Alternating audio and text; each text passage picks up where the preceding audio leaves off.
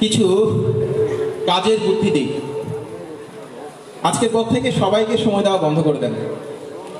আপনি যদি পৃথিবীর সবাইকে সময় দেন, কাউকে না করতে না পারেন, তাহলে আপনার পক্ষে আপনার কাজগুলো গুছিয়ে করা সম্ভব নয়। মানুষকে না বলতে শেখেন, খুবই ইম্পর্টেন্ট। প্রথম দিকে কষ্ট হবে, পরে আস্তে আস্তে সয়ে যাবে। ওই আমি একটা কৌতুক বলি। এক মহিলা বারবার প্রেগনেন্ট হয়, তো ডাক্তারের কাছে গেছে, বলে যে আপু আপনি খালি বারবার আসেন। বলে আমি কি করবো, আমি না বলতে পারি না।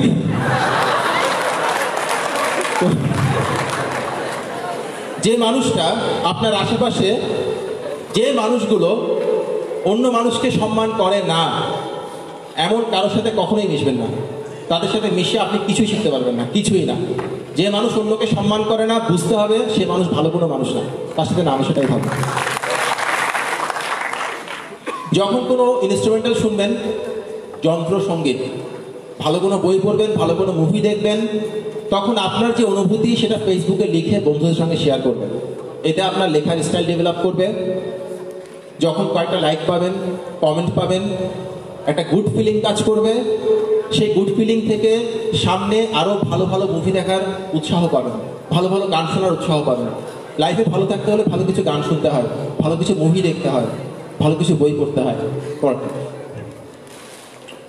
একজন জ্ঞানী ব্যক্তির সাথে 20 মিনিট কথা বলা 20টা বই পড়ার চাইতে বেশি কাজে দেয়। অতীন্য যখনই সুযোগ পাবেন, যারা বুদ্ধিমান এবং জ্ঞানী ব্যক্তি তাদের সাথে কথা বলবেন, তাদের কথাগুলো শুনবেন, ইন্টারভিউগুলো শুনতে পারেন। আমি খুব ইন্টারভিউ শুনি, ইউটিউবে অনেকগুলো ইন্টারভিউ পাওয়া যায় না, বিভিন্ন মানুষের ইন্টারভিউগুলো শুনতে পারেন, অনেক কিছু শেখা যায়। মাথায় রাখবেন, পৃথিবীর সব প্রতিযোগিতা আপনার জন্য না। হারতে শিখেন। যেখানে আপনার জেতার দরকার নাই সেখানে জিততে যাবেন না। যে তর্কে জেতার দরকার নাই সে তর্কে জিততে যাবেন না। তর্কে জেতার মানে হচ্ছে হেরে যাওয়া। আসলে আপনি মানুষটাকে হারাবেন, আপনার মেজাজ খারাপ হবে, ইত্যাদি ইত্যাদি।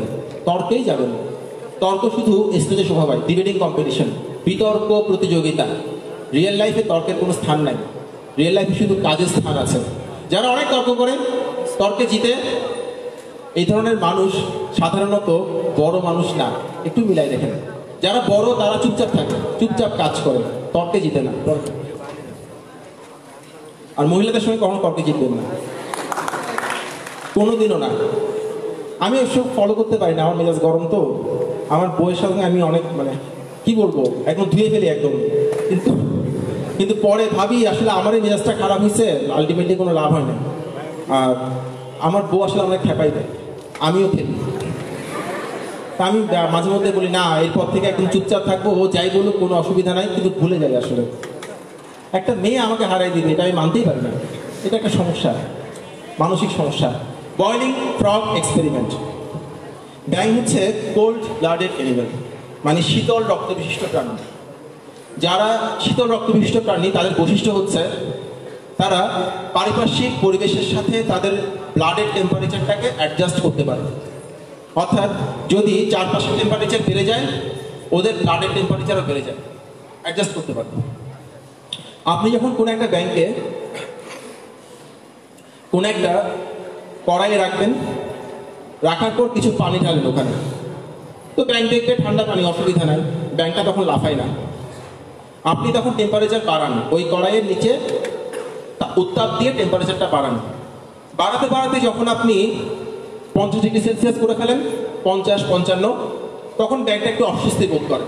কিন্তু যেহেতু সে তার বডির টেম্পারেচার ওটার সঙ্গে অ্যাডজাস্ট করতে পারে, সে ওখান থেকে লাফ দেয় না। ওর কিন্তু লাফ দিলেই ভালো হতো, সে বেঁচে যেত, কিন্তু লাফটা দেয় না। সেভাবে তো অসুবিধা কি, আমি তো সহ্য করতে পারতেছি, মানায় নিতে পারতেছি, থাকি আর কিছুক্ষণ, দেখা যাক কি হয়।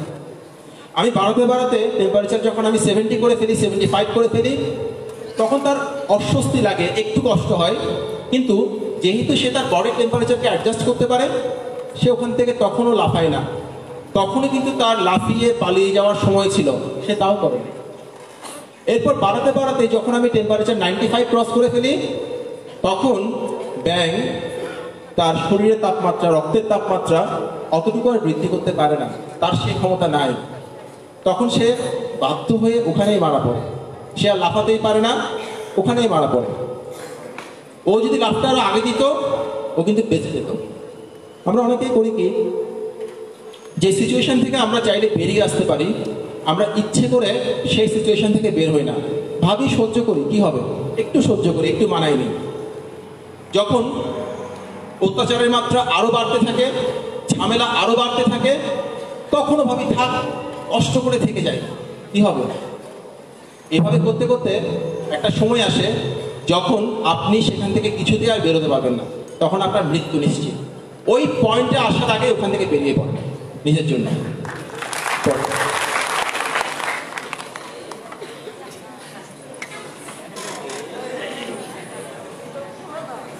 একটা ঘোষণা দিতে বললেন, মানে মহিলাদের মেয়ে হয়েছে, আপনারা 7টা 20-এর মধ্যে ঢুকলেই হবে, তার আগে ক্যারিয়ারটা শেষ হয়ে যাবে। আর আমি একটা প্রশ্নোত্তর পর্ব রাখবো, এটা আমার স্পিচের শেষে। আপনাদের যা যা প্রশ্ন মাথায় আসে আপনারা এগুলো মাথায় রাখেন বা লিখে রাখেন, আমাকে করলে আমি যতটুকু জানি, যতটুকু পারি আনসার দেওয়ার চেষ্টা করবো। আপনার লাইফ সম্পর্কে, বিসিএস পরীক্ষা সম্পর্কে, এরকম। ছবিটা দেখা যায় ভাই? দেখা যায় না? ছবিটা মজা, তাহলে ভালো হতো। লাইটটা একটু অফ করা যাবে না? এখন দেখা যায়? একটা ক্যাপশন দেন তো, এই ছবির নাম কি দেওয়া যায়? জেলাসি। Thank you. জেলাসি, ঈর্ষা। কি হিংসা হয়?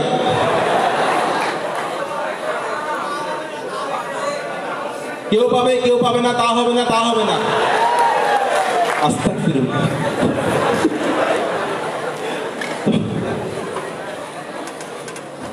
এই ঈর্ষা আমাদের আসলে বেশি দূর নিতে পারে না। আপনি ঈর্ষা করেই যাচ্ছেন, করেই যাচ্ছেন, ওদের চুমাচুমি তো থামতেছে না। কি লাভ হচ্ছে ভাই বলেন তো? আপনার ঈর্ষা আপনাকে দগ্ধ করছে, আলটিমেটলি কোনো কিছু হচ্ছে না। ওই জন্য কি হিংসা হয় করে লাভ নেই। পরেরটা। এখন আমরা দেখব, আমরা একটা কথা বলেছিলাম, birds of the same feather, না এখন দিয়ে না, একটা ভিডিও ক্লিপ আছে। Birds of the same feather কি ফ্লক টুগেদার, এটাকে আমি বানাইছি। Birds of the same feather feel jealous of each other. অর্থাৎ আপনার সাফল্যে সবচাইতে কষ্ট পাবে আপনার সবচেয়ে কাছের বন্ধুটা। আপনার সাফল্যে সবচাইতে বেশি মেজাজ খারাপ করবে আপনার চাচি, আপনার খালা। হয় না এরকম? আমার তো হয়েছে ভাই, বিশ্বাস করবেন, আমার এক চাচি কান্না করে দিচ্ছে। আমি যখন বিসিএস হয়ে গেছে আমার, উনি কান্না করে দিচ্ছে, বলে ওর মতো ছেলে কেন হবে, উনি মেনে নিতে পারতেছেন আমার। তো এটা নিয়ে আমরা একটা ভিডিও ক্লিপ দেখি। ভিডিও ক্লিপটা আমরা অনেকেই আগে দেখেছি, যারা দেখি নাই তারা আবার দেখবো, যারা দেখছি তারা আবার দেখবো।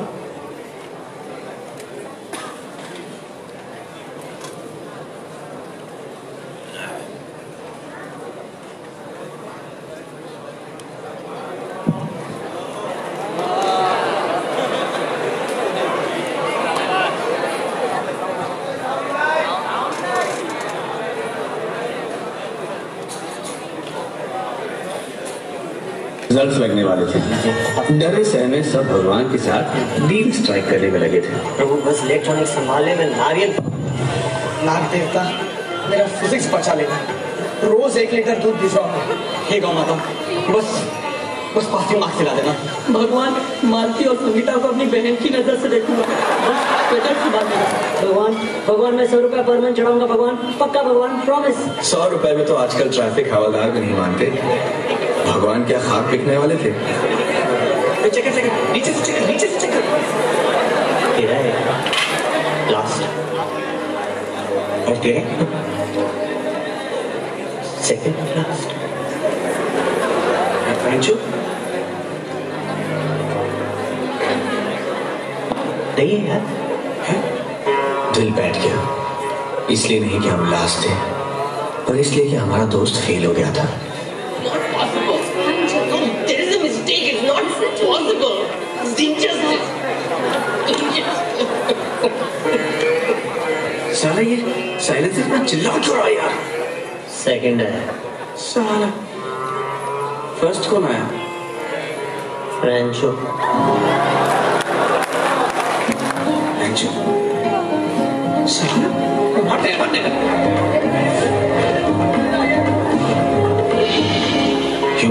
प्रोजेक्ट के बारे में उस दिन हमने कुछ जाना। दोस्त फेल हो जाए तो दुख होता है, लेकिन दोस्त फर्स्ट आ जाए तो ज्यादा दुख होता है।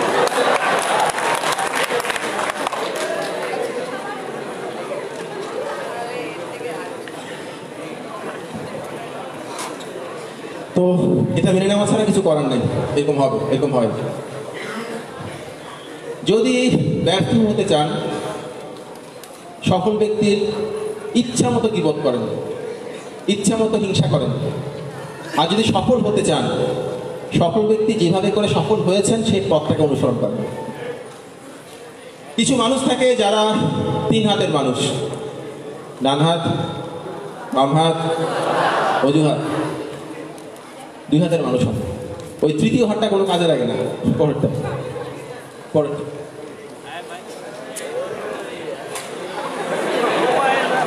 আচ্ছা, আপনি যাকে ভালোবাসেন, আপনি যাকে ভালোবাসেন, যাকে শ্রদ্ধা করেন, তার সব কিছু নিয়ে কখনো ঘাটতে যাবেন না। আপনার নিজেরই মন খারাপ হবে। ধরেন আপনি আপনার মাকে অনেক ভালোবাসেন, যদি আপনি আপনার মায়ের সব কিছু নিয়ে ঘাটতে যান, তখন দেখবেন আপনার মা কখন কখন আপনার আব্বার সঙ্গে ঝগড়া করে তাকে খাবার না দিয়ে অফিসে পাঠাই দিচ্ছে, ইত্যাদি ইত্যাদি। ওই ব্যাপারটা যখনই মাথায় আসবে, তখনই মনে হবে আপনার মাকে ঘৃণা করতে ইচ্ছা করবে, কিন্তু মাকে তো ঘৃণা করা যায় না। সো তখন যে প্রেশারটা, ওই প্রেশারটা আপনার মাথাতেই কাজ করবে। যখন কোনো গ্রেট মানুষকে ফলো করবেন, যখন কোনো গ্রেট মানুষের বায়োগ্রাফি পড়বেন, তখন প্লিজ মাথায় রাখবেন, আমাদের যেমন টয়লেট পাই, ওদেরও টয়লেট পাই। আপনি টয়লেটে গেলে কেউ দেখলে না, উনি টয়লেটে কেন গেছে, আশ্চর্য, ওনার কেন টয়লেট পাবে, আইনস্টাইন কেন টয়লেটে যাবে, ভাই এটা ভাবলে তো হবে না ভাই, সব কিছু নিয়ে ঘাটা যাবে না। বড় বড় মানুষের আলোকিত যে দিকগুলো, সেগুলো নিয়ে ভাবেন, অন্ধকার দিকগুলো নিয়ে না। আর আপনি যে দিকটা নিয়ে ভাবেন, সেই দিকটা আপনাকে ডিফাইন করে। উদাহরণ দিয়ে আমার প্রিয় লেখক হুমায়ুন আহমেদ। তো হুমায়ুন আহমেদ যখন শাওনকে বিয়ে করে, তখন আমরা অনেকেই অনেক কিছু বলছি, কেন বিয়ে করছে, শাওনের কোনো একটা বুড়াকে বিয়ে করছে, এক্সেট্রা এক্সেট্রা, হুমায়ুন আহমেদ কাজটা ঠিক করে নাই, অনেক কিছু বলছি। কেন বলছি?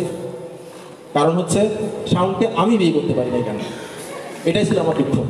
এই জন্য বলছি, আরে ভাই, আমি তো হুমায়ুন আহমেদকে কারো স্বামী হিসেবে চিনি না, আমি তো চিনি রাইটার হিসেবে। যাকে আপনি যেভাবে চেনেন, তার সেটা নিয়ে ভাবেন।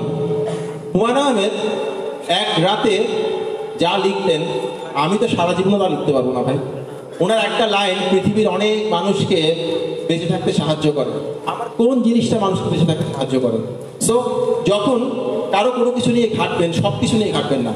তার যে জিনিসটা আপনার ভালো লাগে, সেই জিনিসটাকে অনুকরণ করার চেষ্টা করেন, অনুসরণ করার চেষ্টা করেন, তাহলে হবে। ধরেন আমাদের জাজমেন্ট কিভাবে আমাদের ডিফাইন করে। ভোরবেলা এক চোর চুরি করতে বেরিয়েছে, আরেক লোক নামাজ পড়তে বেরিয়েছে, অনেক ভোরবেলা। তো ওরা খুব তাড়াহুড়া করতেছিল, ধাক্কা লাগছে দুইজনের মধ্যে, রাস্তায় ধাক্কা লাগছে। তখন চোর ভাবতেছে, হাই হাই হাই, এই বেটা তো আমার আগে ঘুম থেকে উঠে গেছে, আমার কালকে থেকে আরো আগে ঘুম থেকে উঠতে হবে, এটা আমার থেকে বড় চোর।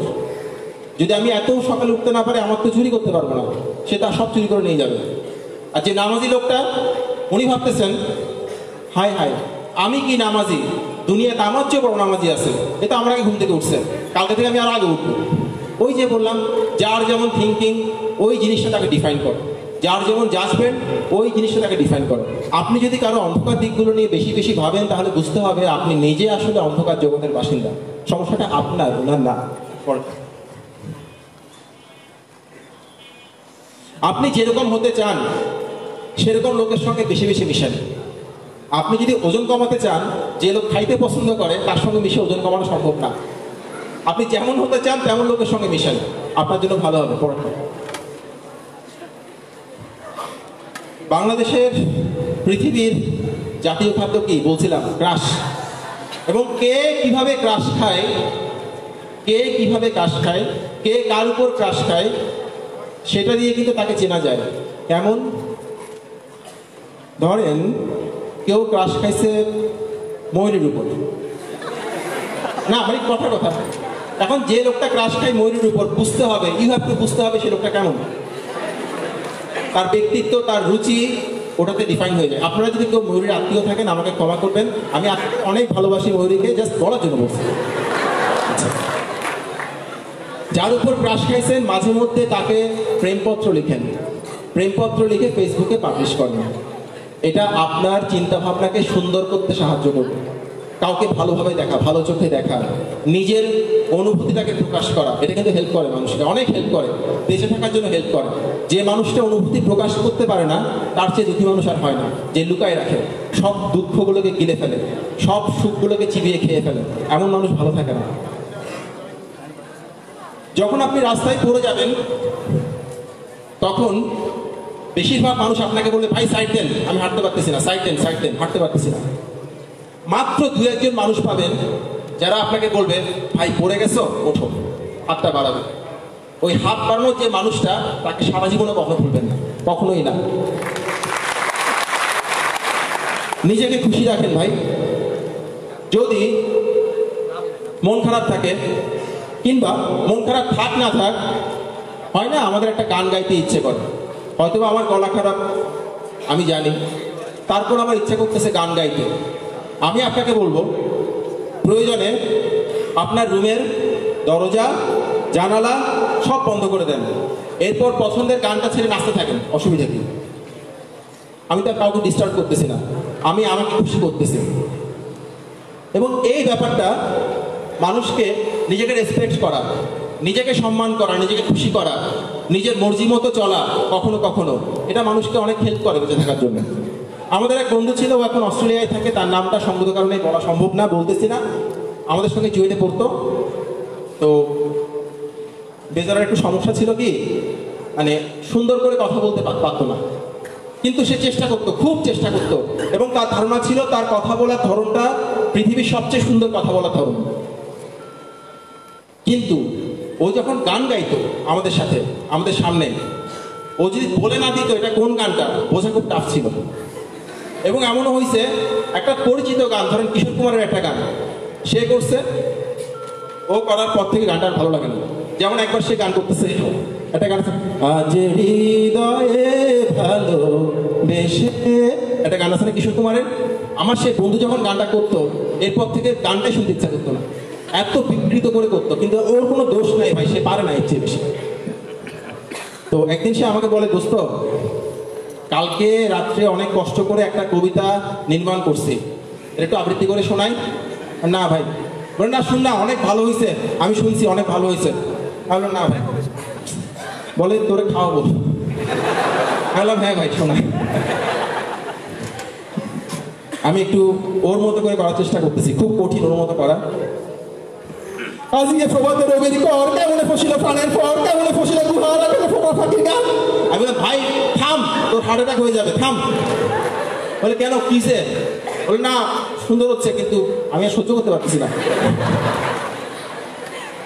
বিশ্বাস করবেন, আমরা তাকে নিয়ে এত টিজ করতাম, এত মজা করতাম তাকে নিয়ে, সে কোনো কিছুই কেয়ার করতো না, সে তার মতো করে থাকতো। আমি তাকে স্যালুট করি, আমার সেই বন্ধুটাকে।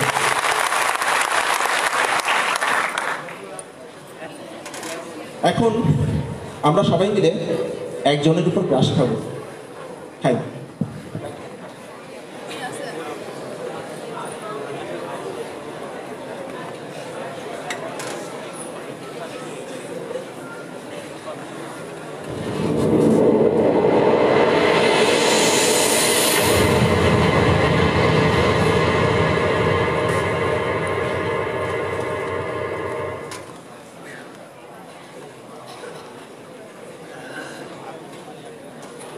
With an instrumental piece called Gratitude, please welcome Amen Tufani.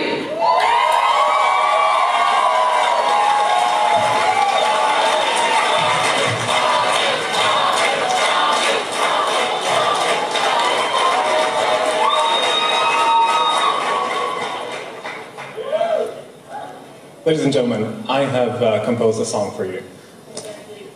Can't hear me? Can you hear me now? I've composed a song for you.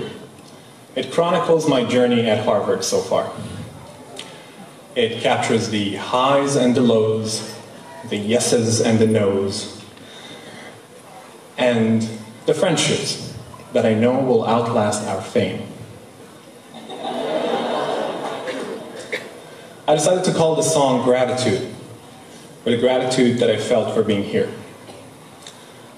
The Kennedy School and the people in it have surpassed my expectations for caliber and authenticity. So tonight, I hope to reciprocate.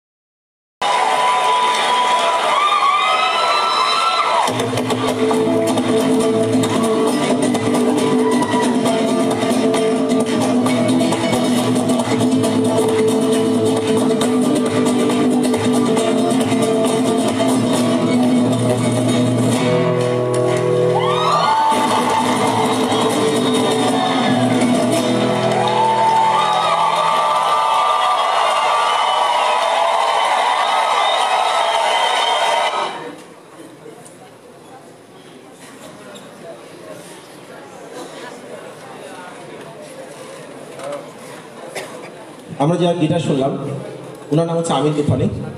তো উনি পড়াশোনা করেছেন পৃথিবীর সেরা দুটো ইউনিভার্সিটিতে, একটা হচ্ছে হার্ভার্ড, একটা হচ্ছে স্ট্যানফোর্ড। এবং উনি হার্ভার্ড গট এ ট্যালেন্ট ওটাতে উনি ফার্স্ট হয়েছিলেন, এবং হার্ভার্ড ইউনিভার্সিটিতে তার চেয়ে ভালো গিটার বাজাতে পারে এমন কেউ ছিল না। যখন আমরা মাঝে মধ্যে বলি আল্লাহ সবাইকে সব কিছু দেয় না, রূপ গুণ একসঙ্গে দেয় না, ওনাকে দেখে এটা মনে হয়েছে। পরেরটা, নিজেকে থ্যাংক ইউ।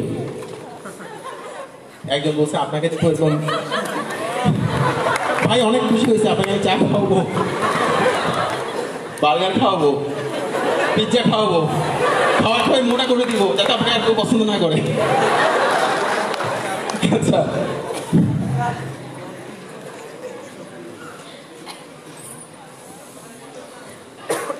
এখানে ন্যাশনাল ইউনিভার্সিটিতে পড়াশোনা করছেন এমন কে কে আছেন একটু দেখাবেন হাত তুলে? খুব বেশি নাই, ওকে। যারা বলেন আমি জাতীয় বিশ্ববিদ্যালয়ের আমি কিভাবে পারবো, আপনাদের মধ্যে অনেককে আমি বলতে শুনেছি আমি তো ইসলামী বিশ্ববিদ্যালয়ের, আমি ঢাকা ইউনিভার্সিটির সাথে কিভাবে কম্পিটিশন করে পারবো। তাদেরকে বলি, তাদের উদ্দেশ্যে আমার কথাগুলো বলেন। যদি আপনাকে কোনো একটা চাকরির পরীক্ষায় বসতে দেওয়া হয়, বসার যদি যোগ্যতা আপনার থাকে, তাহলে আপনি যে পরীক্ষাটা দিচ্ছেন একই চাকরির পরীক্ষায় বুয়েট থেকে পড়াশোনা করা আরেকটা স্টুডেন্ট পরীক্ষা দিচ্ছে। আপনার মনে হতে পারে সে আমার চেয়ে অনেক মেধাবী, হয়তোবা কথাটা সত্য, তাও ঠিক। যেহেতু আপনি এবং ওই ছেলেটা একই ধরনের সুযোগ পাচ্ছেন, কেমন? আপনি যখন পরীক্ষা দিচ্ছেন, সেও যখন পরীক্ষা দিচ্ছে, যিনি ইনভিজিলেটর বা গার্ড উনি নিশ্চয়ই আপনাকে এসে গুতাচ্ছে না এই এতক্ষণ কি লিখো, অথবা আপনার কাছ থেকে খাতাটা টেনে নিচ্ছে না, ওরকম কোনো কিছু করতেছে না। অর্থাৎ ও যে সমস্ত সুবিধা ভোগ করে আপনিও একই ধরনের সুবিধা ভোগ করেন, আপনাকে বঞ্চিত করা হচ্ছে না।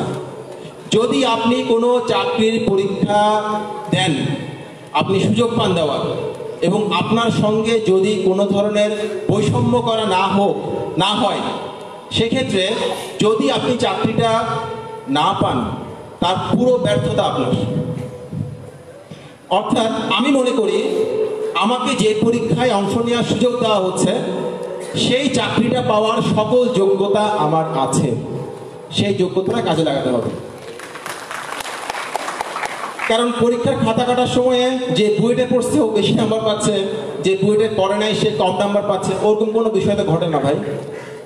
সো এটা মাথায় রাখবেন, সবসময় মাথায় রাখবেন, আপনি কোনো অংশে কারো কাছ থেকে কম যোগ্য না, আপনার যোগ্যতা আছে, সেটা কাজে লাগাতে হবে। তারপর একটা কথা থাকে, কেমন? আমাদের সকলের বেসিক কিন্তু একই রকমের না, কেন না বলেন তো? আপনার চাইতে আপনার বুয়েটের বন্ধুটা কেন অঙ্কে বেশি ভালো করে জানেন?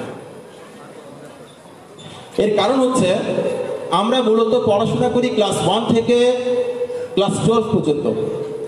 আমাদের বেসিক যা কিছু তৈরি হওয়ার ওই সময়ই হয়। ওই সময়ে আমরা যে যত বেশি ফাঁকি মারি তার তত বেশি চাকরি পেতে কষ্ট হয়। ক্লিয়ার কথাটা? সো ওই সময়ে আপনার যে বন্ধুটা ভালো করছে, যার বেসিক ভালো, সে যখন টেবিলে বসে থাকতো পড়াশোনা করতো, তখন আপনি গার্লস স্কুলের সামনে গিয়ে দাঁড়িয়ে থাকতেন, অথবা পড়াশোনা করতেন না, যে কোনো কিছু একটা, এবং তাকে দেখে বলতেন সে একটা গাধা, সারাদিন টেবিলে বসে থাকে, আতেল ইত্যাদি ইত্যাদি। যেহেতু আপনি তখন ফাঁকি মারছেন, তখন সে ফাঁকি মারে নাই, অতএব এই সময়ে যখন চাকরির জন্য প্রিপারেশন নিচ্ছেন তখন তার কাজ হচ্ছে ওই গার্লস স্কুলের সামনে গিয়ে দাঁড়ায় থাকা, আপনার কাজ হচ্ছে সারাদিন টেবিলে বসে থাকা। ক্লিয়ার? অর্থাৎ যদি কারো সমকক্ষ হতে চান তাহলে ও আগে যা যা পরিশ্রম করছে সেই পরিশ্রমগুলো আপনাকে এখন করতে হবে। যদি করতে পারেন আপনার কোনো সমস্যা হওয়ার কথা না। আচ্ছা, পরটা আমরা কোনো একটা কাজ করার সময় কিছু মানুষ পাবো যারা এসে বলবে তুই কাজটা করতে পারবি না, তোর এটা সমস্যা, হ্যান ত্যান। একটু দেখবেন যদি ওই মানুষটা এমন কেউ হয় যে আপনাকে কাজটা করতে সহযোগিতা করছে না, তাহলে সেই মানুষটার কোনো কথাই শুনবেন না। যে আপনাকে কোনো একটা কাজ করতে সহযোগিতা করতে পারে না, তার আপনি কাজটা করতে পারবেন না এটা বলার কোনো অধিকার নেই। এই ধরনের লোককে বলতে দিয়েন না, আপনার সুবিধা হবে। আরেকটা কাজ আমরা করি, ধরেন একটা ফোন আসছে, আপনি জানেন এই সময় যদি ফোনটা ধরেন তাহলে ওই পাশ থেকে যে অমৃত বাণী আপনাকে শুনতে হবে ওইটার জন্য আপনি প্রস্তুত না। ওই মানুষটাও খুব রেগে আছে, আপনি যদি ফোনটা ধরেন গালাগালি করবে, আজে বাজে কথা বলবে, ইত্যাদি ইত্যাদি। তারপরে আমরা জেনে শুনে বিষ পান করি, ফোনটা ধরি, বকাঝকা করে, মনটা খারাপ হয়, আলটিমেটলি কোনো লাভ হয় না। এক্ষেত্রে আমার একটা পরামর্শ হচ্ছে, যদি বুঝতে পারেন আপনি ঝাড়ি খাবেন, আপনার মন খারাপ হবে, আপনি সেই মুহূর্তে ফোনটা ধরবেন না। ঝড়ের নিয়ম হচ্ছে পৃথিবীর প্রত্যেকটা ঝড় একসময় থেমে যায়, তার মনটাও একসময় ঠান্ডা হবে, তার মেজাজ একসময় ঠান্ডা হবে। তখন আপনি নিজেই ফোনটা করবেন, ফোন করে বলবেন, জানো জানো তুমি আমাকে ফোন দিছিলে, আমি না ছিলাম না, কেমন আছো? দেখবেন সব ঠান্ডা, সব রাগ পানি হয়ে গেছে। সো সবসময় ফোন ধরতে হবে এমন কোনো কথা নাই। যখন ঝড় থামবে তখন ফোন করে অনেক মিষ্টি মিষ্টি করে কথা বলবেন, দেখবেন মিষ্টি মিষ্টি করে কথা বলে ও দুষ্টু দুষ্টু করে হেসে সব ভুলে যাবে। পরেরটা, দুনিয়ার সবাইকে যদি কেয়ার করতে ইচ্ছা করে, যে যাই বললো তাই আমলে নিচ্ছি, ভাই আমরা পৃথিবীতে সবাইকে খুশি করে বাঁচার জন্য আসি নাই, এটা মাথায় রাখবেন। যদি আপনার সবাইকে খুশি করে বাঁচতে হয়, আপনার সামনে একটা পথ খোলা, আইসক্রিম বেচেন। আইসক্রিম অলরাই শুধু সবাইকে খুশি করতে পারে, আর কেউ পারে না। অথবা ফুচকা বেচেন, চটপটি বেচেন, তাহলেই হবে, আর না হলে সম্ভব না। পরেরটা, যখন ভালো রান্না খান তখন যিনি রান্নাটা করেছেন তাকে ডাকেন, ডেকে বলেন রান্নাটা ভালো হয়েছে, প্রশংসা করেন। এতে হবে কি, পরের বারও আপনি ভালো রান্না খেতে পারবেন। আমরা ভাই প্রশংসা করতে জানি না, এটা আমাদের একটা বড় দুর্বলতা। মন খুলে প্রশংসা করেন, মন খুলে। অসাধারণ রান্না করছে, অসাধারণ হয়েছে, ডালটা অনেক ভালো হয়েছে, মাছটা অনেক ভালো হয়েছে বলেন। এতে করে হবে কি, পরের বার আপনি একটা ভালো খাওয়া খেতে পারবেন, সে খুশি হয়ে আরো ভালো রান্না করবে। এরকম যখন যা কিছু খেতে ইচ্ছা করবে খেয়ে ফেলবেন। আমি এই থিওরিতে বিশ্বাসী।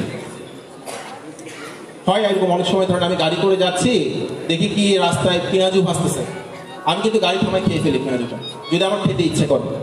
ওই জন্য যখন যা খেতে ইচ্ছা করবে খেয়ে ফেলবেন, যখন যা পড়তে ইচ্ছা করবে পড়ে ফেলবেন। একটা সত্য ঘটনা বলি আপনাদের। আমার এক বন্ধু, ও আমাদের সঙ্গে জয়েন করছে পুলিশ ক্যাডারে, অনেক গরিব ঘরের সন্তান, অনেক গরিব ঘরের সন্তান। তো জয়েন করার পর সে তার বাসায় টিনের চালটা ঠিক করছে, গ্রামের বাড়িতে। আন্টি গ্রামে থাকেন, ওর বাবা নাই। তো ঈদ উপলক্ষে ওর আমার জন্য একটা শাড়ি কিনছেন বেতনের টাকা দিয়ে। ওর আমার এত খুশি, এত খুশি, বলে কি বাবা এটা আমি পরবো? বলে না তুমি এখন পরো না, ঈদের দিন পরবা। কেন জানি ওরা আবারও বলতেছে, বলে একটু পরে দেখি না বাবা কেমন, আমার অনেক ভালো লাগতেছে, পরে দেখি। না না না, ঈদ তো হচ্ছে আর 3 দিন পরে, তুমি ঈদের দিন পরবা।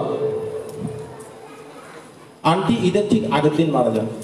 আন্টি সে এখনো কান্না করে দেখা হলে, বলে বন্ধু আমি আমার মাকে শাড়িটা পরতে দিলাম না। ওই জন্য বললাম আমাদের হায়াত আসলে কতটুকু আমরা জানি না। ওই জন্য আপনার সবচেয়ে সুন্দর পোশাকটাকে আজকেই পরে ফেলেন, হয়তো বা সেটা পরার সুযোগ আর কখনো পাবেনই না, ফেলে রাখবেন না। আর খাওয়ার ব্যাপারটা বলি, ধরেন আপনার যা খেতে ইচ্ছা করে আপনি তা খাচ্ছেন, নিজের আত্মাকে কখনো কষ্ট দিয়ে না ভাই। খেলে কি হবে, আপনার ভুঁড়ি বাড়বে। পৃথিবীতে এই একটা পরম বন্ধু, কখনো ছেড়ে যায় না, ভুঁড়ি। ভুঁড়ি বাড়লে কি হবে, আপনার প্রিয় মানুষটা আপনাকে আর পছন্দ করবে না।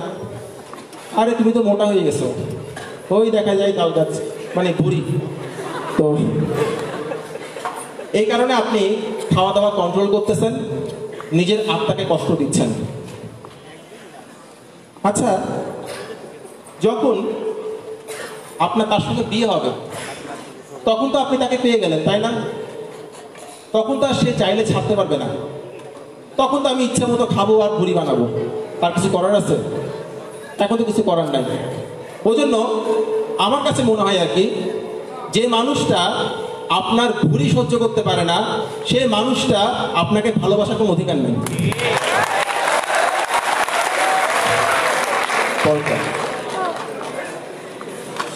একটু নড়ে চড়ে বসি আমরা সবাই, অনেকক্ষণ একভাবে বসে আছি তো আমরা সবাই। আমার এখন ভীষণ পছন্দের একটা ইনস্ট্রুমেন্টাল শুনবো। আমার যখন মন খারাপ থাকতো, যখন কান্না পেতো, তখন আমি এটা শুনতাম। এটা আমাকে অনেক আশ্রয় দিয়েছে লাইফে। তো আমরা এটা শুনবো এবং শোনার সময় আপনারা একটু ভাববেন চোখ বন্ধ করে, আপনারা লাইফে আসলে কি চান। আরো সহজ করে দিই, যদি আপনি এই মুহূর্তে মারা যান, তাহলে আপনার কবরের গায়ে কি লেখা থাকুক বলে আপনি চাইছেন? ধরি আমার কবরের গায়ে কিছু লেখা থাকবে, যে কথাটা আমার নিজের কথা, সে কথাটা কি হলে আপনার ভালো লাগবে? আপনি লাইফ থেকে আসলে কি চান একটু ভাবেন, প্র্যাকটিস করেন, হেল্প করবে বিষয়টা।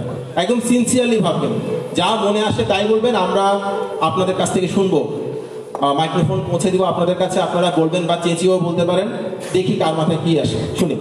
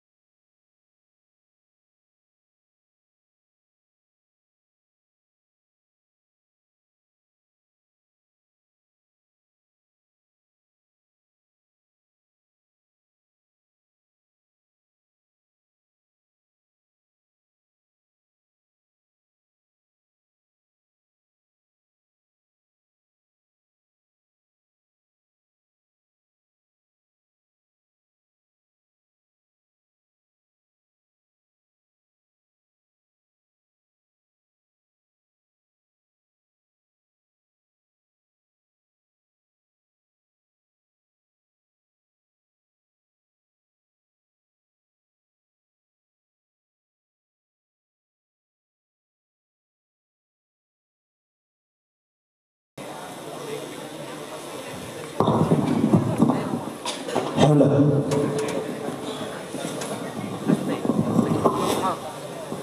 তো এই যে মিউজিকটা, এই মিউজিকটা একটা সিনেমার থিম সং। ওই সিনেমার নাম হচ্ছে লাভ স্টোরি, 1970 সালের একটা সিনেমা। আমি সিনেমাটা দেখে নায়িকার উপর ক্রাশ খেয়ে গেছি, অনেক সুন্দর সিনেমা। ওটা theme song why do I begin, এটা হচ্ছে অরিজিনাল গানটা। এটা এরিক সেগালের লেখা একটা উপন্যাস আছে, লাভ স্টোরি। উপন্যাসটা অনেক ভালো, ছোট উপন্যাস, পড়ে ফেলা যাবে, চাইলে একটু পড়ে দেখতে পারেন, ভালো লাগবে আশা করছি। তো ওটার থিম সং হচ্ছে এটা, মিউজিকটা। এটাকে আবার আমাদের নচিকেতা, আমার ভীষণ প্রিয় একজন গায়ক, তো নচিকেতার একটা গান আছে অনির্বাণ, শুনেছেন কেউ? সেই ফেলে আসা মেঠো পথের বাঁকে দুপায়ে ধুলো, আজও দাঁড়িয়ে সে ভাবছে কি হলো, তবে কি মিছে ছিল সেই দিনগুলো, সেই সে কল ভাঙার গান। তো এখন আপনারা কি ভেবেছেন এই মিউজিকটা শোনার সময়? আমাদের স্বেচ্ছাসেবকরা আছেন, আপনাদের কাছে মাইক্রোফোন নিয়ে যাবে। আপনারা যদি আমাকে কোঅপারেট করেন, ভলান্টিয়ার করেন, ভালো হয়। নিজ থেকে বলেন যে ভাই আমি বলবো।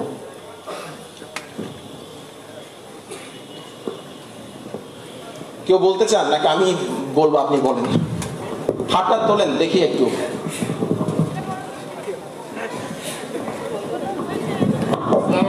ওয়ালাইকুম আসসালাম। মিউজিকটা শোনার সময় কাছে এটাই মনে হচ্ছিল যে একদিন তো প্রত্যেক মানুষকে মৃত্যুবরণ করতে হবে। ওকে, আমি যখন মৃত্যুবরণ করব, আমার শুভাকাঙ্ক্ষী এটা সবাই যেন তো এটুকু বলে যে না, মানুষটা ভালো ছিল। ওকে, থ্যাংক ইউ। এটা বিশাল একটা চ্যালেঞ্জ, বিশাল একটা চ্যালেঞ্জ। আপনার মৃত্যুর পর যে আপনাকে জীবিত অবস্থায় ঘৃণা করতো, সেও যেন বলে না মানুষটা ভালো ছিল, আমি শুধু শুধু ঘৃণা করছি। বিশাল চ্যালেঞ্জ, থ্যাংক ইউ। আর কেউ? ও ওখানে বোধহয় বলতে চাচ্ছেন কেউ, না ওখানে চাইছেন কেউ, ওখানে যাওয়া যায়? হ্যাঁ হ্যাঁ বলুন। এত দূরে যদি কাজ না করে একটু সামনে চলে আসেন, সামনে আসলে কাজ করবে। একটু সামনে আসা যায় ভাই? একটু সামনের দিকে চলে আসেন, আপনি হেঁটে সামনের দিকে চলে আসেন, একটু সামনের দিকে চলে আসেন, হেঁটে কাজ করবে।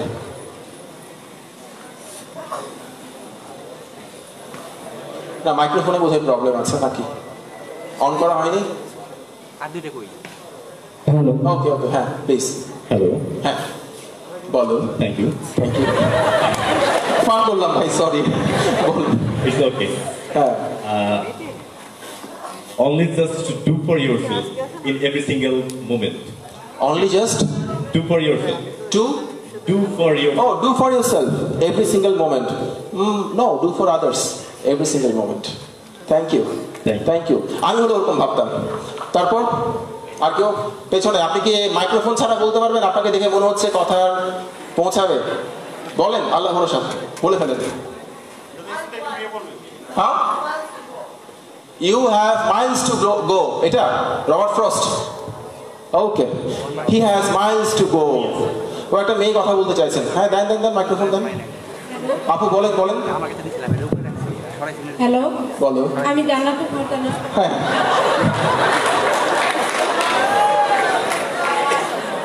আমি মনে করি যে মরে যাওয়ার আগে এই কাজটা করা উচিত, জীবনের প্রত্যেকটা মুহূর্ত উপভোগ করা উচিত, সেটা কষ্টের হোক কিংবা আনন্দের হোক। কারোর সাথে মন খারাপ হোক, সেটা নিয়ে মন খারাপ করে থাকা যাবে না, সেই মন খারাপকেও উপভোগ করা উচিত, যেন অতি মৃত্যুর সময় আফসোস না থাকে কেন জীবনটা উপভোগ করলাম। ওকে, থ্যাংক ইউ। যখন কষ্টে থাকবো তখন আমরা ভাববো হয়তোবা সৃষ্টিকর্তা আমাদের কাছ থেকে পরীক্ষা নিচ্ছেন। এই ভাবনাটা খুব ইম্পর্টেন্ট, ভেরি ইম্পর্টেন্ট। তারপর আর কেউ কিছু? হ্যাঁ বলুন। লিরিক্সটা যখন শুনছিলাম তখন মনে হচ্ছিল যে প্রিয়জনের সংস্পর্শ থেকে যেন কখনো দূরে না চলে যায়। Wow wow wow wow wow, যাতে প্রিয়জন কখনো প্রয়োজন হয়ে না ওঠে। আচ্ছা, থ্যাংক ইউ থ্যাংক ইউ, খুব সুন্দর খুব সুন্দর। তারপর আমি দোয়া করি আপনি আপনার প্রিয়জনকে নিয়ে সে রাস্তায় হেঁটে বেড়ান, যে রাস্তাটা আমরা এখানে দেখেছি। আমি মনে করি মানুষকে ভালোবাসার হচ্ছে, মানে আমি যদি নিজেকে ভালোবাসি মানুষ আমাকে ভালোবাসবে, এই লোকটার সংবরণ না করতে পেরে আমি অবশ্যই মানুষকে ভালোবাসবো। ওকে, নিজেকে ভালোবাসলে তখন সেক্ষেত্রে নিজের উপর কিছু দায়িত্ব অর্পিত হবে এবং সেই দায়িত্বগুলো পালন করলে মানুষকে ভালোবাসা হয়। Thank you thank you. আর আপনারা কখনো সেই মানুষটাকে ভালোবাসবেন না যে মানুষটা নিজেকে ভালোবাসে না, কারণ যে মানুষটা নিজেকে ভালোবাসে না আমি বিশ্বাস করি না সে মানুষকে ভালোবাসতে পারে। আর কিছু? আর কেউ কিছু? অনেক সুন্দর সুন্দর কথা শুনতে পাচ্ছি, বলেন। এরপরে আমি আয়োজকদের কাছ থেকে যাচ্ছি, আয়োজকরা কোনো কথা বলে না, তারা কি সবগুলোতে কবুল নাকি ভাই? হ্যাঁ বলুন। আমি সবসময় বলতে চাই, স্মৃতি হয়ে রবো তোমাদের হৃদয়ে, দেখা হবে ওপার। স্মৃতি হয়ে ওঠো তোমার ওই হৃদয়ে, মানে আমার এই হৃদয়ে, দেখা হবে ওপার। ওকে, বলেছিলাম স্মৃতি হয়ে রবো সবার হৃদয়ে, দেখা হবে ওপার। দেখা হবে ওপারে। Thank you. তার মানে আপনি চাচ্ছেন সবাই আপনার সঙ্গে সঙ্গে মারা যাক এবং সবার সঙ্গে আপনার দেখা হোক? না, আসলে আমি সেটা চাচ্ছি না। আমি বলতে চাচ্ছিলাম আমার কর্মের কারণে সবাই আমাকে মিস করবে এবং বিশেষ দিনগুলোতে আমাকে সব সময় তারা মিস করবে এবং তাদের সাথে হয়তো ভবিষ্যতে দেখা হবে। Okay, thank you, thank you, thank you, thank you. অবশ্যই দেখা হবে, সবাই মারা যাবে, আপনার সঙ্গে দেখা করবে, নিশ্চয়ই করবে। তারপর আর কিছু? আর কিছু? ভাই, কুষ্টিয়া ইসলামিক বিশ্ববিদ্যালয়ে যখন আমি গত ক্যারিয়ার ডে ছিলাম, তখন একটা আনসার আমাকে এত মুগ্ধ করছে। ওই উপরে বসেছিল একটা ছেলে, ওখান থেকে চিল্লাচ্ছে, ভাই আমি বলবো। তাহলে ভাই ওখানে তো মাইক্রোফোন নেওয়া যাবে না। ভাই আমার মাইক্রোফোন লাগে না, আমার কণ্ঠ এনাফ। আসলেই এনাফ। ছোটখাটো মানুষ কিন্তু অনেক জোরে কথা বলে। আর তুমি কি ভাবছো, তুমি কি ভাবছো তোমার কবরে লেখা থাকবে? বলে ভাই আমার কবরে লেখা থাকবে আমি দুনিয়ায় নাই, তোরাও তো দুনিয়ায় থাকবি না, মনে রাখিস। ভীষণ ভালো লাগছে, বুঝছেন? কথাটা অনেক ভালো লাগছে। এই আপুরা কেউ বলেন, এখান থেকে আমরা রেসপন্স পাই না, কেউ বলবেন? হ্যালো, হ্যাঁ হ্যাঁ শুনছি, বলেন। ওটা দেখার পর থেকে আমার এটাই মনে হচ্ছিল যে ওই প্লেসগুলোতে আগে আপনার সঙ্গে ঘুরি।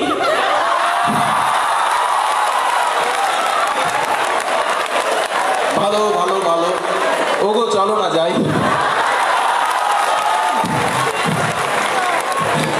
আচ্ছা, এরপর আর কিছু? আমি চাই হ্যাঁ মানুষ আমাকে জানুক, the man who change other life. The man who changes others life. Thank you, thank you. অন্যের জীবনে পরিবর্তন ঘটানো সবার আগে, এই জন্য নিজের জীবনে পরিবর্তন ঘটাতে হবে, তাহলে সম্ভব। থ্যাংক ইউ, দোয়া করি আপনার হোক। আর কিছু? আসসালামু আলাইকুম। হ্যাঁ, ওয়ালাইকুম আসসালাম। জি, আমি চাই যে আমার মৃত্যুর পর আমার কবরে লেখা থাকুক যে নন্দিত কথা সাহিত্যিক মোহাম্মদ শাকির কবির, এবং ওনার হচ্ছে ওই বইটা পড়িস, এটা পড়লে হচ্ছে তোর লাইফে একটা চেঞ্জ আসবে, মানুষের প্রতি ভালোবাসা তৈরি হবে। ওয়াও, দোয়া করি আপনি ভালো লেখক হয়ে উঠুন, দোয়া করি আপনি কথা সাহিত্যকে সমৃদ্ধ করুন। তার এখানে আরেকটা আমার প্রশ্ন না, ঠিক আইডিয়া জানা ছিল যে আমি হচ্ছে মার্কেটিংয়ে ভর্তি হয়েছি, কিন্তু আমার টোটালি প্যাশন হচ্ছে লেখালেখি।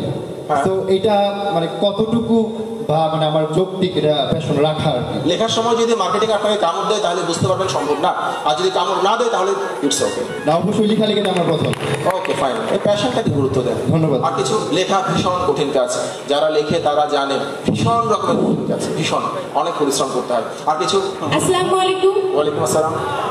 আমি চাই পথ শিশুদের নিয়ে কাজ করতে, আর অসহায় দুস্থ মানুষের পাশে দাঁড়াতে, তাদের সাথে মানে তাদের যে আনন্দ মানে সবকিছু তাদের সাথে একটা দিন হলেও শেয়ার করতে, মানে তাদের সাথে কথা বলতে, তাদের জীবনধারাটা নিজের সাথে কম্পেয়ার করতে। It's great. যদি কখনো পথ শিশুদের নিয়ে কাজ করেন তাহলে আমার নাম্বারটা নেবেন, ওদের কাছ থেকে নিয়ে আমাকে একটু জানাবেন। I want to help and donate please. Thank you, thank you.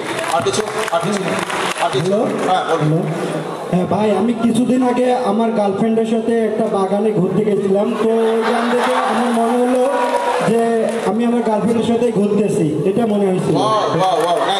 দেখেন ভাই, আমাদের সবার তো আর সুইজারল্যান্ড ঘুরতে যাওয়া সম্ভব না, ওই সামর্থ্য নাই, সুযোগও নাই। কেন সুইজারল্যান্ড ভাই? আপনার বাসার সামনে যে বাগানটা, ওটাকে সুইজারল্যান্ড ভেবে ওখানে একটু ঘোরেন না, এনজয় করেন না, প্রতিটা মুহূর্তে এনজয় করেন, সমস্যা তো নাই। Thank you. ওয়ালাইকুম আসসালাম। আমি ইনস্ট্রুমেন্টালটা দেখার পরে আমার মনে এটা ঘুরতেছিল যে মারা যাওয়ার সময় মানুষ যাতে আমাকে স্মরণ করে আমার কর্মের জন্য, আমার উপাধির জন্য নয়। কারণ হিটলারের নামের আগেও কিন্তু রাষ্ট্রপতি ছিল, কিন্তু আমরা তাকে স্বৈরশাসক হিসেবেই জানি। হিটলারের নামে। আমি চাচ্ছিলাম আমি উপাধির পিছনে না ছুটে নিজের জীবনটাকে এমন ভাবে যাতে সাজাতে পারি যাতে মানুষ আমাকে আমার কর্মের জন্য স্মরণ করে। Thank you, thank you. দেখি আপনাদের একটা প্রশ্ন করি, আইকিউ কার কেমন দেখি, কে কতটুকু জেনারেল নলেজ আছে দেখি। আমাদের বাংলাদেশের প্রাক্তন রাষ্ট্রপতি জিয়াউর রহমানের মৃত্যুর আগে বাংলাদেশের রাষ্ট্রপতি কে ছিলেন বলেন তো? কারো জানা আছে? হ্যাঁ, জিয়াউর রহমান নিজেই ছিলেন। Thank you. আচ্ছা, আর কেউ? ভাই থেকে কেউ? ভাই ভাই ভাই ভাই বলেন, ভাই বলেন। আমি লিখতে চাই think and say loudly who am I. Think and say loudly. Think and say loudly who I am. Who am I? Yes, মানে আপনাকে বলবে যে মানে আপনি লিখবেন আপনি কে, এটা লিখে যাবেন। বলেন কে? যে ব্যক্তিরা বলবে ওই জন্য বুঝতে পারে যে সে কে এটা বুঝতে পারে।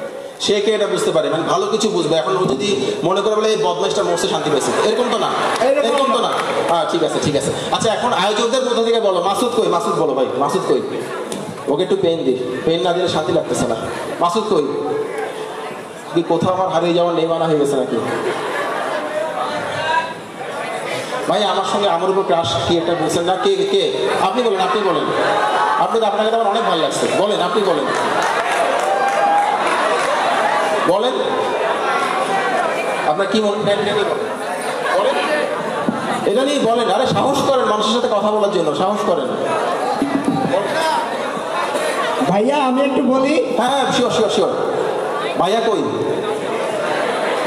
হ্যাঁ বলেন বলেন। ভাই এইখানে আপনি যে অপশনটা দিলেন মৃত্যুর পরে, এই অপশনটা দেওয়াটা কিছুটা আমি ভুল মনে করছি। আমি যেটা করতে চাচ্ছি, এই যে আমরা যে সিচুয়েশনটা গিয়েছিলাম মিউজিক ভিডিওটা দেখার সময়, এইরকম সিচুয়েশনে বা ওই রকম কোনো খারাপ সিচুয়েশন বা ভালো, আমি বেশিরভাগই খারাপ দেখেছি, ওই রকম কারোর যেন না যেতে হয়, আমি সেইটা নিয়ে কাজ করতে চাই। ওকে ওকে, যাতে মানুষকে অনেক খারাপ সিচুয়েশনে পর্যন্ত না যেতে হয় সেটা নিয়ে কাজ করতে চান। Thank you. আপনি বলেন। উনি মানুষের মনে চিরদিন মনে রেখো থাকতে চান। আমার মনে থাকতে চান? ভাই আমার তো কিছু মনে থাকে না, পড়াই মনে থাকে না, আপনি কোত্থেকে মনে থাকবেন ভাই? আচ্ছা যাই হোক, ঠিক আছে, আমি আপনাকে মনে রাখবো, একদম প্রতিদিন মনে করবো। একটা মেয়ে আমার মনে থাকতে চেয়েছিল, আমি তাকে রাখতে পারি নাই, প্রতিদিন মনে রাখবো। Thank you. আর কিছু আর কিছু আর কিছু? হ্যালো ভাইয়া, আমি বলতে চাই। সব এখান থেকে কেন, মাঝখান থেকে কেউ বলে না কেন ভাই? হ্যালো ভাইয়া, আমি চাই যে আমার কবরে লেখা থাকো এমন জীবন করিবে গঠন, মরিলে হাসিবে তুমি কাঁদিবে ভুবন। ওয়াও, আপনি সবাই কান্নাকাটি করতে যাচ্ছেন। Thank you, it's a good idea. তো আমরা মাসুদকে পেলাম না, মাসুদকে পেলে শুনতাম। মাসুদ কোথায় চলে গেছে? আমি তাহলে আবার এখানে ফিরে আসি। ভাইয়া জি, আমি বলতে চাই যে তোমরা ভালো মানুষ হয়ে বলো। তোমরা ভালো মানুষ হয়ে মরো।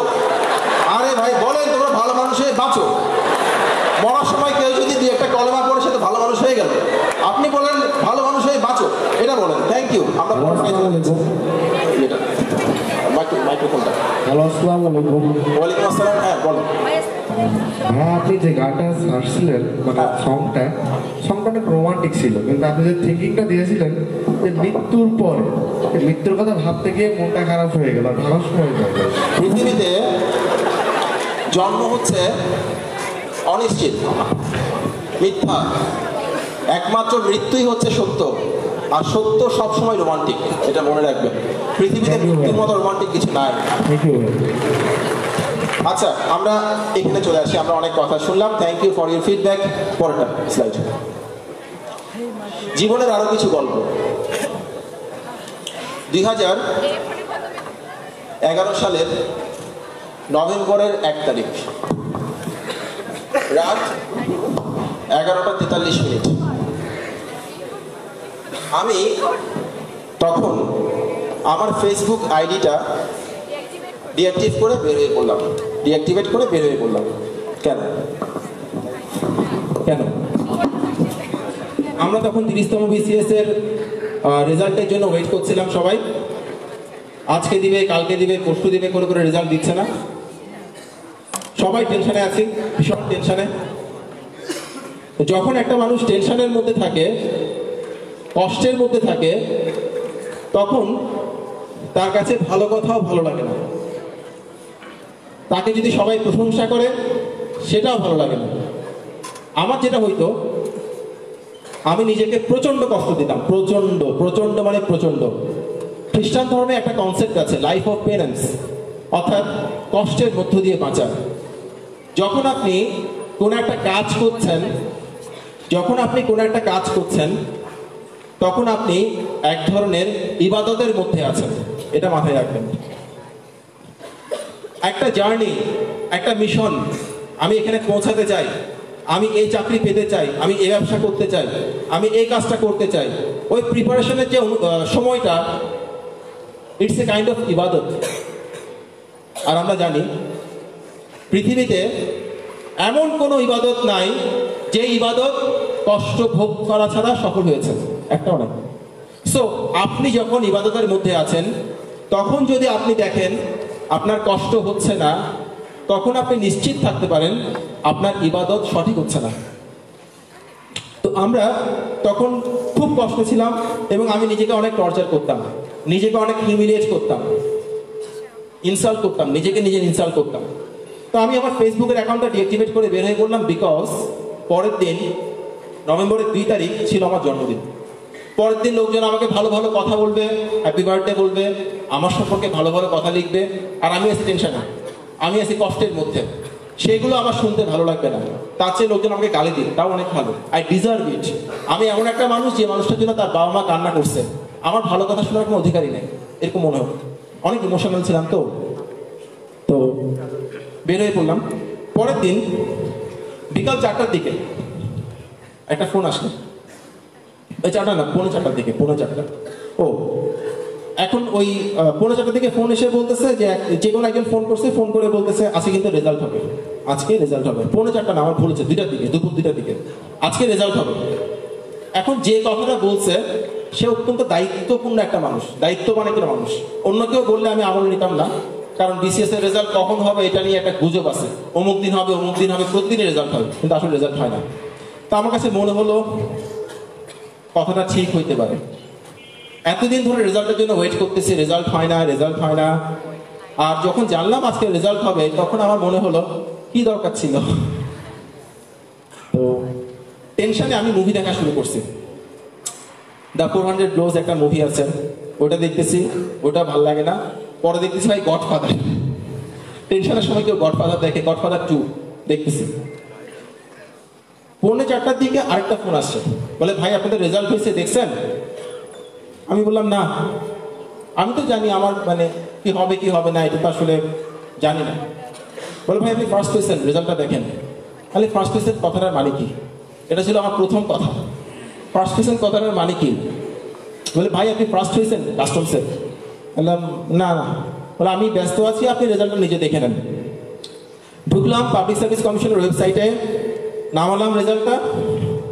ভাই দেখি যে ফন্টে রেজাল্টটা দিছে ওই ফন্টটা আমার কম্পিউটারে নাই।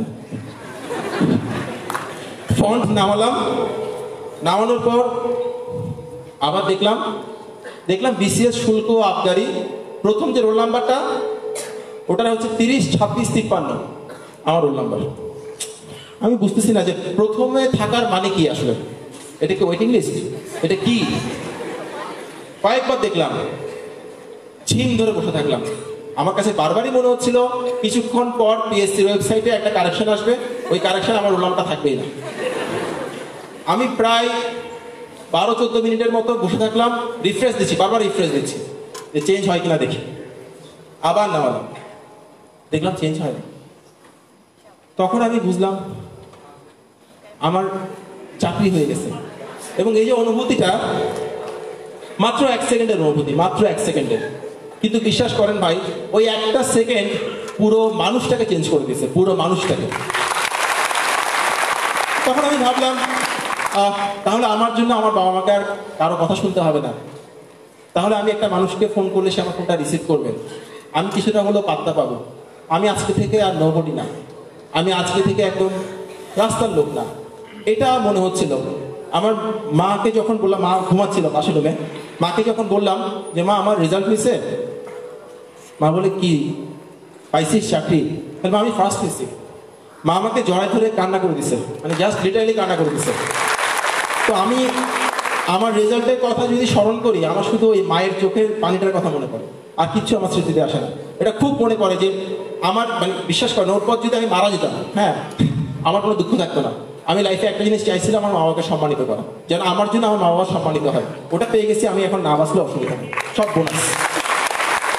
বাবাকে ফোন দিলাম, বাবা আসছে, আমার ছোট ভাই মিষ্টি নিয়ে আসছে, ও টিউশনিতে গেছিল, মিষ্টি নিয়ে আসছে। মানে এটা একটা অদ্ভুত অভিজ্ঞতা, এইটা একটা অদ্ভুত অভিজ্ঞতা। মাত্র একটা সেকেন্ড আপনার লাইফটাকে পুরোপুরি চেঞ্জ করতে পারে। দেখেন, কাকতালীয়ভাবে সেদিন ছিল আমার জন্মদিন, এবং আমার কোনো জন্মদিনে আমি এর চাইতে বড় কোনো গিফট পাইনি। আমার লাইফের সেরা গিফট ছিল ওটা। তখন ভাবলাম, এর আগে যত বার্থডে ছিল সবগুলো বার্থডেতে আমি গিফট পাইছি বিভিন্ন মানুষের কাছ থেকে। এই প্রথম সৃষ্টিকর্তা নিজের হাতে আমাকে একটা গিফট দিচ্ছেন, এবং সৃষ্টিকর্তার গিফট কখনো ছোট হয় না। আপনার জীবনেও সেই দিনটা আসবে, বিশ্বাস করেন, বিশ্বাস করে কাজটা করে যান, নিশ্চয়ই আসবে। আল্লাহ কখনো কাউকে চিরকাল অসম্মানিত করে রাখেন না, আপনাকে সম্মানিত করবেনই। বিশ্বাস রেখে কাজ করে যান, তাহলেই হবে। এটা একটু দেখেন, এটা খুব মজার। হ্যাঁ, এটা একটু কাইন্ডলি একটু কিছুক্ষণের জন্য অফ করতে হবে ভাই। মানে মানুষ যে কত বদলায়। আমার এক বন্ধু আমাকে ফোন করছে, ওর আব্বা আম্মা আমেরিকা থেকে আসবে। ওই বন্ধু আমাকে ফোন করছে প্রায় 12 বছর পর। সে ফোন করে বলতেছে, আমার আব্বা আম্মা আমেরিকা থেকে আসবে, একটু এয়ারপোর্টে বলে দিতে হবে। হ্যাঁ, ও তার আগে বলছে, দোস্ত তোকে আমি খুব মিস করি, খুব মনে পড়ে তোর কথা। আমি বুঝলাম না, 12 বছর পর একটা মানুষের মনে পড়ছে, এ আবার এমন কি প্রেম? কাহিনী তো ওটা ছিল না। কাহিনী হচ্ছে আঙ্কেল আন্টি আসবে এয়ারপোর্ট দিয়ে, যাতে আমি একটু বলে দিই এয়ারপোর্টে, যেন ওদেরকে একটু ঝামেলা না করে। এটাই ছিল কাহিনী। এই চাকরি পেয়ে গেলে যে কত ধরনের প্রেম সৃষ্টি হয় মানুষের মধ্যে, এটা আপনি নিজের চোখে দেখেন, তাহলে বুঝতে পারবেন। এর আগে আমার কেউ পাত্তাই দিত না, আর এরপর নাকি প্রেম সৃষ্টি হচ্ছে, আমাকে মিস করতেছে ঘোড়ার দিন। আচ্ছা, হোয়াই বোরিং? এটা কি দেখা যায় ভাই? এটা খুব মজার। দেখেন, আমরা কেন দুশ্চিন্তা করব? Do you have a problem in life? তোমার লাইফে কি একটা সমস্যা আছে? ইয়েস, আছে। Can you do something about it? তুমি কি এই সমস্যাটা দূর করার জন্য কিছু করতে পারবা? যদি আনসার হয় ইয়েস, দেন হোয়াই ওয়ারি? দুশ্চিন্তা করার কি আছে? তুমি কি তোমার লাইফের এই সমস্যাটা সমাধান করতে পারবে? যদি উত্তর হয় নো, হোয়াই ওয়ারি? দুশ্চিন্তা করার কি আছে? লাভ নাই তো, এটা তো সমাধান করা যাবেই না।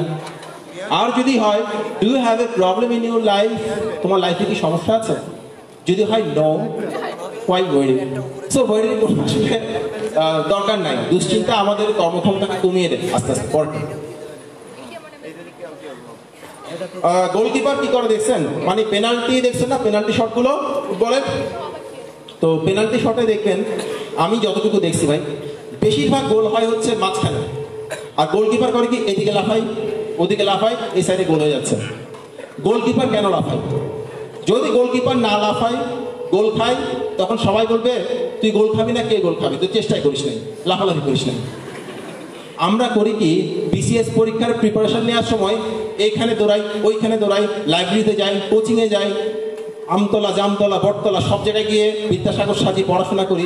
কিন্তু বাসায় যে পড়াশোনা করা দরকার, বাসায় যে এফোর্ট দেওয়া দরকার, বাসায় যে প্রতিদিন অন্তত 8 থেকে 10 ঘন্টা পড়াশোনা করা দরকার, সেটা আমরা আর করি না। আমরা দুনিয়া শুধু মানুষকে বুঝাই, আমি সেই রকম চেষ্টা করতেছি।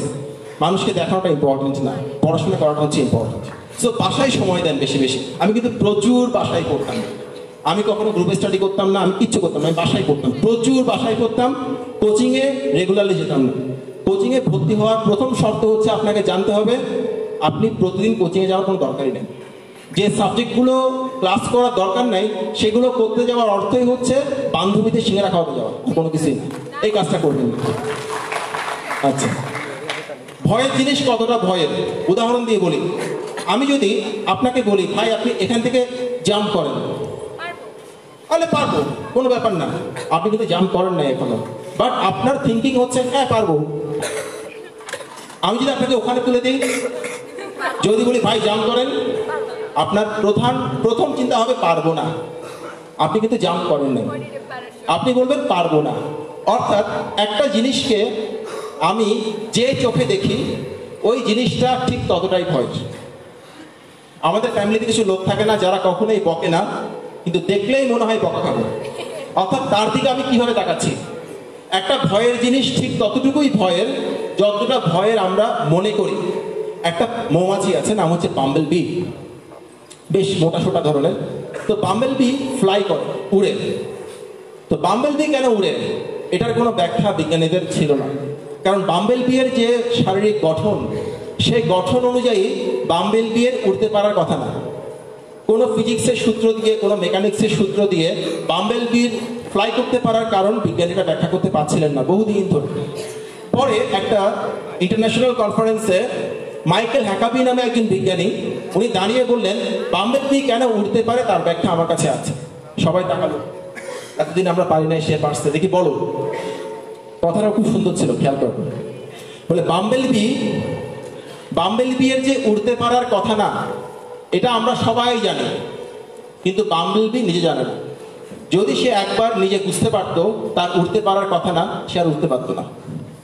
অর্থাৎ আমরা যদি একবার জেনে যাই এই চাকরিটা আমরা পাবো না, আসলেই পাবো না, এই কাজটা আমি করতে পারবো না, আসলেই পারবো না, সবার আগে বিশ্বাস থাকতে হবে কাজটা আমি করতে পারবো, তাহলেই ভালো। আচ্ছা, পরেরটা।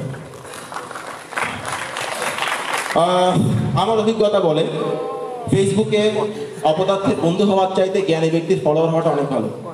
অনেক কিছু শেখা যায়, অনেক কিছু শেখা যায়। আমি যখন ফেসবুকিং করতাম চাকরির আগে, তখন আমি সাধারণত এমন লোকের সঙ্গে বেশি কথা বলতাম যে লোকগুলো আমাকে চ্যালেঞ্জ করে, মেন্টালি চ্যালেঞ্জ করে। কেমন? ইন্টেলেকচুয়ালি চ্যালেঞ্জ করে। অর্থাৎ যাদের সাথে কথা বলার সময় আমাকে পড়াশোনা করে কথা বলতে হবে, যাদের সাথে কথা বলার সময় আমার বুদ্ধিমত্তাকে ব্যবহার করতে হবে, তাদের সাথে বেশি কথা বলতাম। এতে হতো কি, আমার বুদ্ধিটা শানিত হতো, মেধাটা শানিত হতো। এই কাজটা করতে পারেন। আপনি যখন ফেসবুকে কোনো কিছু লিখবেন, চেষ্টা করেন ইংলিশে লেখার জন্য। বিশাল বিশাল স্ট্যাটাস দেন, কোনো অসুবিধা নাই, ইংলিশে দেন। ভুল হবে, লোকজন হাসাহাসি করবে, অনেক কিছুই হবে, তারপরও আলটিমেটলি আপনার লাভ হবে, আপনার রাইটিং প্র্যাকটিসটা হয়ে যাবে। আমার হেল্প করছে এই জিনিসটা, আমাকে অনেক হেল্প করছে এই জিনিসটা। যখন কারো কমেন্টে রিপ্লাই দেন, ইংলিশে দেন, অনেক হেল্প করবে। আপনি গর্ধবের সঙ্গে যদি যুদ্ধ করেন, গাধা, আপনি জিতে যাবেন। একবার না, 100 বার জিতবেন, কিন্তু কিছুই শিখতে পারবেন না। তার চাইতে আপনি যদি সিংহের সঙ্গে যুদ্ধ করেন এবং হেরে যান, অনেক কিছুই শিখতে পারবেন। ওই জন্য গাধার সঙ্গে যুদ্ধ করে 100 বার জেতার চাইতে সিংহের সঙ্গে যুদ্ধ করে হেরে যাওয়াটা অনেক ভালো। পরেরটা, একটা জিরাফ দেখা যাচ্ছে। ওকে, যখন জিরাফ শিশু জন্মগ্রহণ করে, বেবি জিরাফ, তখন কি হয়? ও যখন জন্মগ্রহণ করে তখন ওর মা অনেক জোরে একটা লাথি মারে। তখন সে ভয়ে উঠে হাঁটার চেষ্টা করে, কিছু দূর হেঁটে সে আবার পড়ে যায়। তখন মা ওখানে গিয়ে আরো জোরে লাথি মারে। তখন সে দাঁড়িয়ে দৌড়ানোর চেষ্টা করে, কিছু দূর গিয়ে আবার পড়ে যায়। তখন মা দৌড়ে গিয়ে আগের 2 বারের চাইতে অনেক জোরে লাথি মারে, আরো জোরে লাথি মারে। তখন সে বুঝে আমি যদি পড়ে যাই আবার লাথি খাবো। তখন সে দৌড়াতে থাকে এবং সে দৌড়টা শিখে যায়। এই কাজটা জিরাফ কেন করে? যদি মা তাকে লাথিটা না মারতো, সে হাঁটতে না শিখতো, দৌড়াতে না শিখতো, তাহলে তাকে খুব সহজেই বাঘ, সিংহ বা কোনো একটা হিংস্র প্রাণী খেয়ে ফেলতো। তার বাঁচার জন্যই লাথিটা মারা হয়। সো আমাদের যখন লাইফটা লাথি মারে, আমাদের যখন লাইফটা কিক করে, তখন আমরা আসলে শিখি কিভাবে বেঁচে থাকতে হয়, কিভাবে লাথি খেয়েও বেঁচে থাকতে হয়। এটা জিরাফের গল্পটা মনে রাখলে বুঝতে পারবেন। কারৌলি টাকাস, আমরা একটা ভিডিও দেখি, ভিডিওর কথাগুলো একটু শুনি, আমাকে খুব ইন্সপায়ার করে ওনার লাইফ হিস্ট্রি।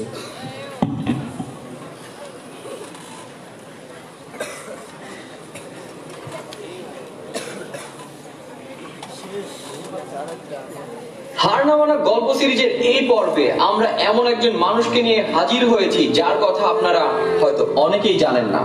হাঙ্গেরিতে যে লোকটি একজন ন্যাশনাল হিরো, সেখানকার প্রত্যেকটা মানুষের অনুপ্রেরণা এই মানুষটি। তার জীবনের এক অবিশ্বাস্য গল্প শুনে হাজার হাজার মানুষ ঘুরে দাঁড়াতে শিখেছে জীবনে। তারা অন্তত এটা বুঝতে শিখেছে যে জীবনকে সীমাবদ্ধতার দেয়ালে আটকে রাখার জন্য নয়, বরং জীবনের প্রকৃত অর্থ চ্যালেঞ্জ মোকাবেলা আর সীমাবদ্ধতার দেয়ালকে ভেঙে চুরমার করে দেওয়া।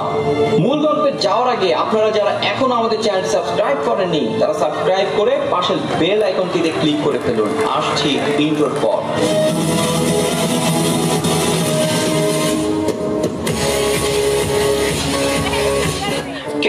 মার্কাস নামের একজন হাঙ্গেরিয়ান লোক ছিলেন। তিনি ছিলেন তার হাঙ্গেরির সবচেয়ে ভালো শুটার। সবকটি ন্যাশনাল প্রতিযোগিতায়ও জেতা হয়ে গিয়েছিল তার ট্যালেন্ট এবং পারফরমেন্স দেখে সবাই তখন ধরেই নিয়েছিল যে 1940 সালের ন্যাশনাল অলিম্পিকের গোলটা উঠবে ক্যারলির হাতে। ক্যারলিও সারা বছর ধরে সেভাবেই প্রস্তুতি নেয়। তখন একটাই স্বপ্ন, তার এই হাতকে পৃথিবীর সেরা শুটারের হাত হিসেবে প্রতিষ্ঠিত করা। সবকিছু এগোচ্ছিল ঠিকভাবেই। তার সামনে এখনো 2টা বছর। সে জানে এই 2 বছরে নিজেকে আরো ধারালো ও অপ্রতিদ্বন্দ্বী হিসেবে তৈরি করতে পারবে সে। 1938 সালে আর্মিদের একটি ক্যাম্প চলছিল। ক্যারলিও একজন আর্মি হিসেবে সেই ক্যাম্পেই ছিল। হঠাৎ এক দুর্ঘটনায় পড়ে যায় সে। যেই হাতকে সে পৃথিবীর শ্রেষ্ঠ শুটারের হাত বানানোর স্বপ্ন দেখেছিল সেই হাতই উড়ে যায় গ্রেনেড বিস্ফোরণে। তার এত বছরের সামর্থ্য, স্বপ্ন, ইচ্ছা, শ্রম সবকিছু এক মুহূর্তে যেন ভেঙে টুকরো টুকরো হয়ে যায়। তখন তার সামনে মাত্র 2টো পথই খোলা ছিল। হয় সে সারা জীবন একজন হেরে যাওয়া মানুষ হয়ে নিজেকে লুকিয়ে রেখে বেঁচে থাকবে, আর না হলে সে ভেঙে যাওয়া স্বপ্নকে পুনরুজ্জীবিত করবে। পৃথিবীকে দেখাবে একটি অসম্ভব কিভাবে সম্ভব হয়ে উঠতে পারে। তার যা আছে সেটা নিয়েই নতুন করে স্বপ্ন দেখা শুরু করলেন, আর যা নেই বা শেষ হয়ে গেছে সেই অনুতাপ আজীবনের জন্য চাপা দিলেন। এত কিছুর পরও এখনো তিনি কিন্তু একজন সেরা শুটারই হতে চান। তার কাছে স্বপ্নকে বাঁচিয়ে রাখার মতো যা ছিল তা হচ্ছে তার অন্য একটি হাত, অর্থাৎ বাম হাতটি, যেটি এমন একটি হাত যে হাতে সে এমনকি লিখতেও পারত না। তার ক্ষতিগ্রস্ত হাতের চিকিৎসা চলে 1 মাস, আর দীর্ঘ 1 মাস পরই সে তার বাম হাত নিয়ে ট্রেনিং শুরু করে দেয়। 1 বছর পর 1939 সালে সে পুনরায় ফিরে আসে প্রতিযোগিতায়। হাঙ্গেরিতে ন্যাশনাল শুটিং শুরু হয়। সেখানে দেশ সেরা শুটাররা অংশগ্রহণ করে। প্রতিযোগিতায় অন্যান্য শুটাররা তাকে অভিনন্দন জানায়।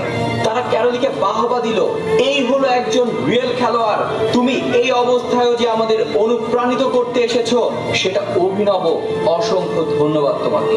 মজার ব্যাপার হলো তখনও কেউই জানতো না যে ক্যারলি গত 1 বছর ধরে অন্য হাতে শুটিং চর্চা করছে। তাদের কথার প্রত্যুত্তরে সে বলেছিল, আমি এখানে তোমাদের উৎসাহ দেওয়ার জন্য আসিনি, আমি তোমাদের প্রতিযোগী, সুতরাং তৈরি হয়ে যাও। প্রতিযোগিতা শুরু হলো। প্রতিযোগিতায় সবাই নিজ নিজ সেরাটা দিয়ে সর্বোচ্চ চেষ্টা চালালো, আর ক্যারলি তার শুটের নতুন এবং একমাত্র হাত দিয়ে প্রতিযোগিতা করলো, এবং এক হাতের দৃঢ় মনোবলের মানুষটি জয়ী হলো। কিন্তু এখানেই সে থেমে থাকেনি, কারণ তার যে ইচ্ছা তার হাত হবে বিশ্ব সেরা শুটের হাত। এরপর সে 1940 সালের অলিম্পিকের জন্য মনোযোগী হয়, কিন্তু দ্বিতীয় বিশ্বযুদ্ধের কারণে 1940 সালের অলিম্পিক বাতিল হয়ে যায়। স্বাভাবিকভাবেই 1944 সালের অলিম্পিকের দিকে চেয়ে থাকতে হয় তাকে, কিন্তু সেটিও যুদ্ধের কারণেই বাতিল ঘোষণা হয়। তার সামনে এবার অপেক্ষা 1948 সালের অলিম্পিকের দিকে। যদিও ততদিনে 28 বছরের তরুণ তেজি শুটারটি এখন 38 বছর বয়সী হয়ে গেছে। তরুণ প্রতিযোগিতার সাথে টিকে থাকাটা কঠিন ও দুঃসাধ্য হয়ে উঠেছিল তার জন্য, কিন্তু তার দৃঢ়তার কাছে কঠিন বলে আর অসম্ভব বলে কিছুর জায়গা ছিল না। অলিম্পিককে ঘিরে সারা বিশ্ব থেকে আসা বাঘা বাঘা সব শুটারদের সাথে নিজেকে একই যুদ্ধের ময়দানে নামালো ক্যারলি, আর এবারও এক হাতের হার নামানো মনোভাবের মানুষটি জিতে যায়। তার যাত্রা তবুও থামেনি। 1952 সালের অলিম্পিকে আবারও অংশগ্রহণ করেন এক হাতের শুটার ক্যারলি। এবারও অলিম্পিকের গোল্ড মেডেলটি তার হাতেই উঠল। 4 বছর পর দ্বিতীয়বারের গোল্ড জেতা তখনকার অলিম্পিকের সর্বকালের ইতিহাস পাল্টে দিয়েছিল। শুটিং এ তার আগ পর্যন্ত কেউই পরপর 2 বার গোল্ড মেডেল জেতেনি। ব্যর্থতার হাজারটা কারণ ও অজুহাত থাকে, কিন্তু সফলতার একটাই কারণ, ইচ্ছা শক্তি। ইচ্ছা শক্তি আপনাকে এমন কিছু করাতে পারে যা আপাত দৃষ্টিতে অনেকের চোখে অসম্ভব। ইচ্ছা শক্তি এমন একটি চেতনা যার মধ্যে লুকিয়ে যায় বুদ্ধিমত্তা, পরিশ্রম করার মানসিকতা এবং দক্ষতা। যারা বলেন আমার ইচ্ছা শক্তি আছে কিন্তু করতে পারছি না, কারণ এটা, কারণ ওটা, কিন্তু আসল কারণ আপনার ইচ্ছা শক্তি এখনো ততটা শক্তি অর্জন করতে সক্ষম হয়নি যেটা দিয়ে কাজটি করা সম্ভব। ধন্যবাদ।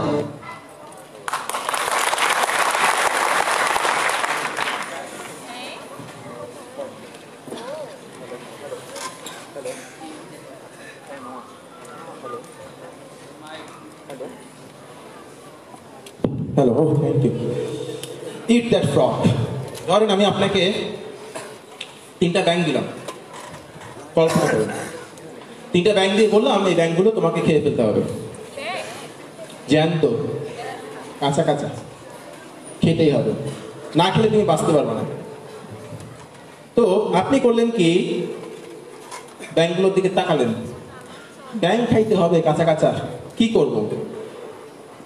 তখন আপনি ভাবলেন থাক ব্যাংকগুলো, পরে খাবো। এভাবে করে 2 দিন কেটে গেল, ব্যাংকগুলো গায়ে গতরে একটু বড় হয়ে উঠলো। আমি আপনাকে ফোন করে বললাম, ভাই ব্যাংকটা খাইছিলা? না ভাই। দেখো তুমি কিন্তু বাঁচতে পারবে না, তোমাকে খেতেই হবে। তখন আপনি ভাবলেন বাঁচার জন্য তো খেতে হবে, এখন কি করব? তখন আপনি এই 3টা ব্যাংকের মধ্যে সবচাইতে যে ব্যাংকটা দেখতে কিউট ওটাকে খেলেন। আসুন কেন আপু, ব্যাংক কিউট হতে পারে না? ব্যাংকগুলো কি সে মানুষ না? আসুন। তো আপনি সবচেয়ে কিউট ব্যাংকটাকে আগে খাইলেন। খাওয়ার পর একটু কম কিউট যে ব্যাংকটা, ওটা খেতে আপনার অনেক কষ্ট হলো, কারণ আগেরবার কিউট ব্যাংক খাইছেন তো। আর যেটা 3rd ব্যাংকটা সবচেয়ে কুৎসিত, ওইটাকে খেতে আপনার খবর হয়ে গেছে। আমাদের হাতে যখন করার মতো অনেকগুলো কাজ থাকে, যদি আমরা সেই কাজগুলোকে ফেলে রাখি, কাজটার ভলিউম কিন্তু কমে যায় না, নতুন নতুন কাজে সে যুক্ত হয়, কাজ বাড়তেই থাকে। এবং যদি হাতের সামনে অনেকগুলো কাজ থাকে, যেমন ব্যাংকগুলো যদি আপনি প্রথম দিন খেয়ে ফেলতেন, দেখেন আমি কিন্তু বুদ্ধি করে আপনাকে দিয়ে খাওয়াচ্ছি, আমি কিন্তু উল্টা বলতে পারতাম যে ধরেন আপনি আমাকে দিচ্ছেন, যাই হোক। তো যদি কাজগুলো যদি ব্যাংকগুলো যদি আপনি প্রথম দিন খেয়ে ফেলতেন, তাহলে কিন্তু আপনার সুবিধা হতো, কারণ তারা তো গায়ে গতরা অত বাড়তো না। কাজের ক্ষেত্রেও ঠিক তাই, ফেলে রাখলে নতুন নতুন কাজ যুক্ত হবে। এরপর যখন আপনার হাতে করার মতো অনেকগুলো কাজ থাকে, সেগুলোর মধ্যে আমি যেটা করি, সবচাইতে কঠিন যে কাজটা ওটা আগে করতে হবে। যদি সেটা করতে পারি, নিজেকে ঘুষ দিই, নিজেকে উপহার দিই। তখন কঠিন কাজ আগে করে ফেললে সহজ কাজগুলো করার সময় সহজ মনে হয়, কারণ সবচেয়ে টাফটা আমি করে ফেলছি। যদি আমি সবচেয়ে সহজটা করতাম, কঠিন কাজটা যতটা কঠিন তার চেয়ে অনেক কঠিন মনে হবে। আর যদি কঠিনটা আগে করি, সহজ কাজটা যতটুকু সহজ তার চাইতে আরো বেশি সহজ মনে হয়, আপনার সময়টা সেভ হবে। ওকে। আর এই থিওরির আবিষ্কারটা হচ্ছে ব্রায়ান ট্রেসি। ব্রায়ান ট্রেসির একটা বই আছে, ইট দ্যাট ফ্রগ, বইটা পড়ে দেখতে পারেন। ওটা মূলত দীর্ঘসূত্রতা নিয়ে লেখা, প্রোক্রাস্টিনেশন, ওটা নিয়ে লেখা। পড়ে একটু ভাবেন তো ভাই, আপনি যদি হেরে যান, অনেক মানুষ খুশি হবে না? হবে না? আপনি যদি হেরে যান, অনেক মানুষ মনে মনে জিতে যাবে। আর কিছু হোক না হোক, তাদেরকে হারিয়ে দেওয়ার জন্য হলো জিতেন। তারা কষ্ট পাক, আপনি সেই কষ্টটা দেখে পিশাচের মতো করে হাসবেন জিতে গিয়ে। টেনশনে ভালো পরীক্ষা দিতে পারি না, এটা হচ্ছে আমাদের কমন কথা। প্রচুর টেনশন। এই যে আমাদের সোনার ছেলেরা বিশ্বকাপ জয় করে নিয়ে আসলো, সেই দলের ক্যাপ্টেনকে আগে খেলতে যাওয়ার কিছুদিন আগে তার বড় আপু মারা যান, পড়ছে না পেপারে? আমি যখন পরীক্ষা দিই, আপনি যখন পরীক্ষা দেন, তখন আপনাকে কিছু মানুষের প্রত্যাশার বোঝা মাথায় রেখে পরীক্ষা দিতে হয়, সেই কারণে টেনশনটা কাজ করে। কজন মানুষ ভাই? আপনার পরিবারের লোক, আপনার কাছের কিছু বন্ধু বান্ধব, কিছু প্রিয় মানুষ, কত হবে সংখ্যায়? 8-10? আমি মাত্র 8-10 জন মানুষের প্রেশার সামলাতে পারছি না, আর আকবরের মতো একটা বাচ্চা ছেলে, সে আমাদের দেশের 16 কোটি মানুষের প্রেশার সামলিয়ে বিশ্ব জয় করে নিয়ে আসছে। সেখানে তার কাছ থেকে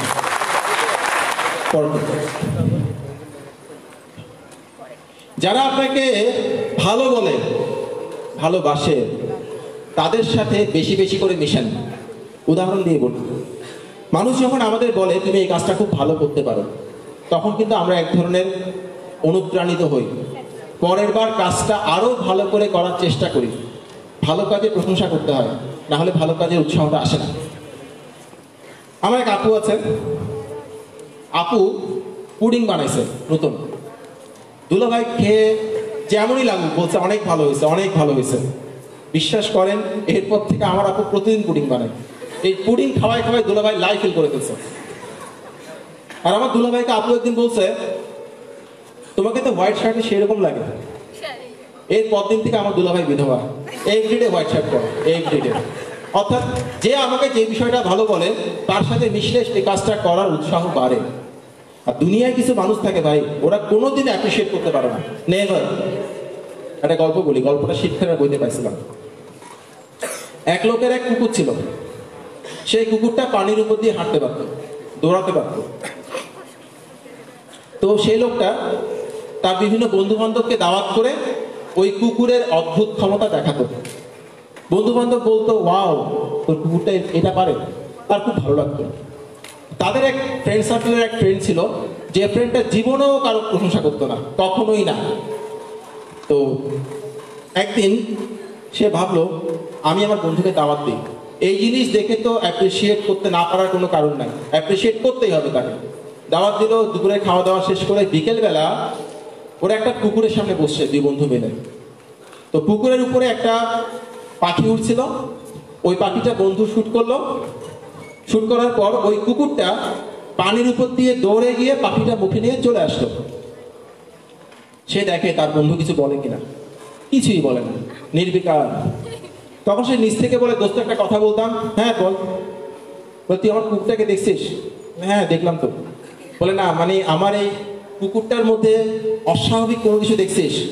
বলে হ্যাঁ দেখছি। দোস্ত কি দেখছিস বলতো? তোর কুত্তা তো সাঁতার পারে না। এই ধরনের যে মানুষগুলো, তাদের সাথে মিশে আসলে কোনো লাভ নাই। তো আপনি বলতে পারেন, নিন্দুকেরে বাসি আমি সবার চেয়ে ভালো। আমি আপনাকে বলবো, শাসন করা তারই সাজে সোহাগ করে যে জীবনে আমার একটা ফেসবুক পোস্টে লাইক দিল না, একটা বাজে পোস্ট লেখার পর সে যদি একটা বিশাল কমেন্ট প্রসব করে আমাকে গালাগালি করে, আমি কেন সেটা রিসিভ করবো বলেন তো? তাকে ব্লক করে দিব, সে আর কখনো আমার লেখা না দেখুক। যে আপনাকে একটা পিঠে চাপড় দিয়ে বলে দোস্ত সেরকম হয়েছে, ওই লোকটা আপনার ভুল কাজের নিন্দা করার কোনো অধিকার রাখে না, কোনো অধিকার রাখে না। যে মানুষটা আপনাকে প্রশংসা করতে পারে না, সে মানুষটা যে হোক না কেন কখনোই আপনাকে নিন্দা করতে দেবেন না, কখনোই না। এরা আপনার বন্ধু না, এরা আপনার হেটার। পরেরটা ধরেন, আপনি নদী না পুকুরে মাছ ধরতে গেছেন। তো দুইটা কই মাছ ধরছেন, একটা এই হাতে আর একটা এই হাতে, ছোট ছোট কই মাছ।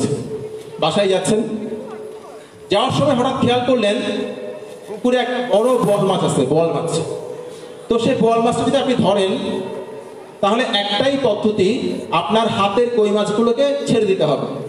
বিকজ দুইটা কই মাছ ধরতে 2 হাত লাগে, আর একটা বল মাছ ধরতে 2 হাত লাগে। আপনি দুইটা ছোট জিনিস ছেড়ে দিতে হবে। তো আপনি ভাবতেছেন কই মাছগুলোকে ছাড়বেন নাকি ছাড়বেন না, ছাড়বেন নাকি ছাড়বেন না। ততক্ষণে কিন্তু ওই বল মাছটা ওখান থেকে চলে গেছে, সুযোগ কিন্তু হাত ফসকে গেছে। লাইফে যখন বড় কোনো সুযোগ আসবে, তখন আপনার চোখের সামনে যে ছোট সুযোগগুলো আছে সেগুলোর মায়া ত্যাগ করতে হবে, নাহলে বড় সুযোগ ধরা কখনোই সম্ভব না।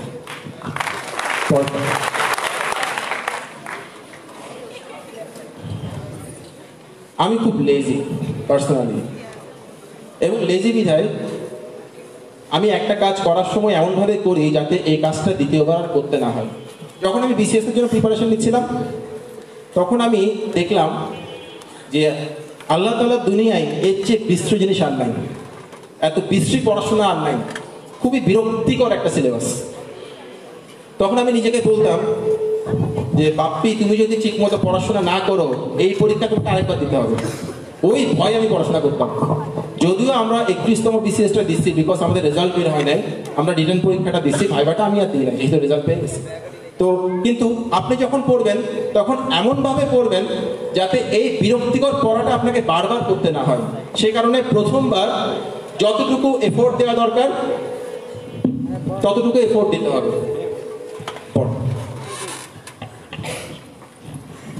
তারপরেও আমাদের লাইফে দুঃখ থাকে, বেদনা থাকে, শত শত মোটিভেশনের পরেও মন মানে না, কষ্ট আসে। কেন এমন হলো? এমন হওয়ার তো কথা ছিল না।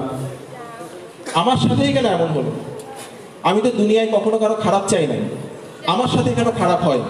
একটু ভাবেন তো, ক্যারোলিন লাকাসের কথাটা, সে কি কারো খারাপ করছে?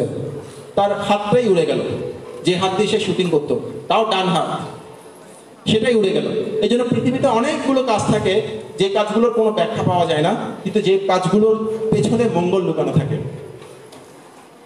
তখন আমি পার্সোনালি গীতার যে সার কথাটা, সেই সার কথাটা পড়ার চেষ্টা করি নিজের মনে মনে, মনটা অনেক শান্ত হয়ে যায়। আপনাদের সঙ্গে শেয়ার করছি। যা হয়েছে তা ভালোই হয়েছে, যা হচ্ছে